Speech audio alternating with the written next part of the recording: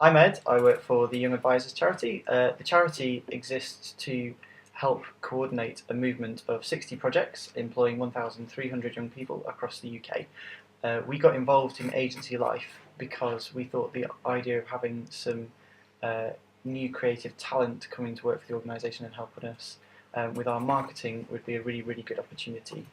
So we took on 5 marketing associates, as we called them, and basically just embedded them into the organisation as soon as possible. And they have all done amazing projects that have really helped the charity move on leaps and bounds in terms of our marketing and helping get our message out to both our movement and to potential commissioners.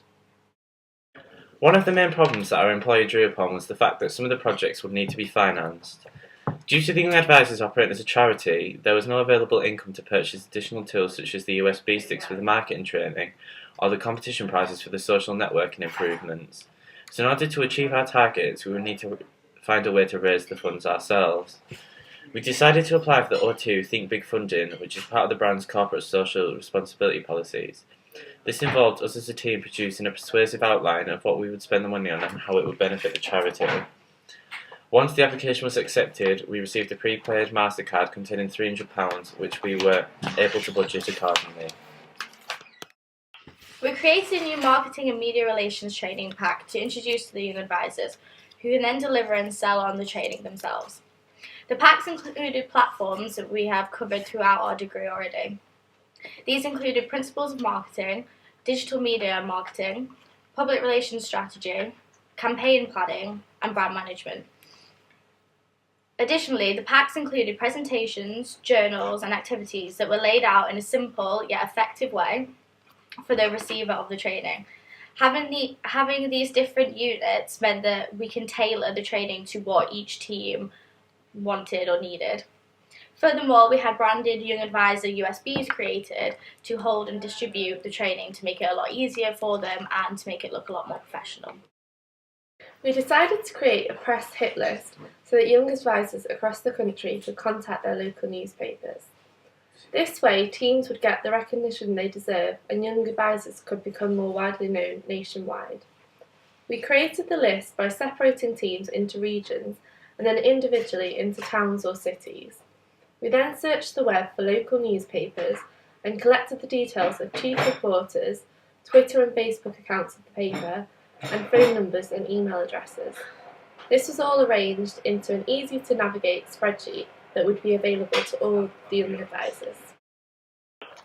One of our main objectives was to enhance young advisors' online identity and generate more usage along their social media channels such as Twitter and Facebook.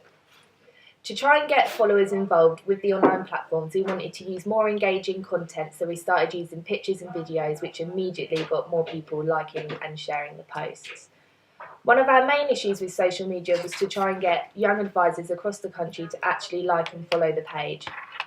Upon research, we decided to create a photo competition with the chance of winning a digital camera. We kept the competition simple, just asking them to send a picture in of what made them smile.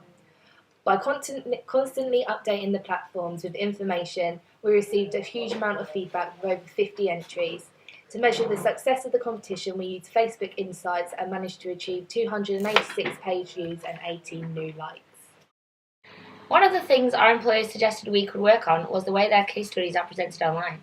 We think this is important because it's how they're likely to get commissioned work. They've got loads of case studies on their website, but they're all really hard to find and kind of all over the place.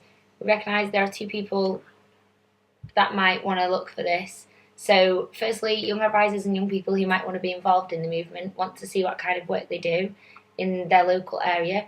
And secondly, businesses might want to see what kind of work the charity have done with similar companies. So we're making a new case studies mini site with 2 ways to search. There's an interactive map to search by region and another option where you can search by icons, which all represent different industries. We found a web design student to help us design it to make it cheaper, and then we took it to a web design company who young advisors already have a good relationship with to bring it to life.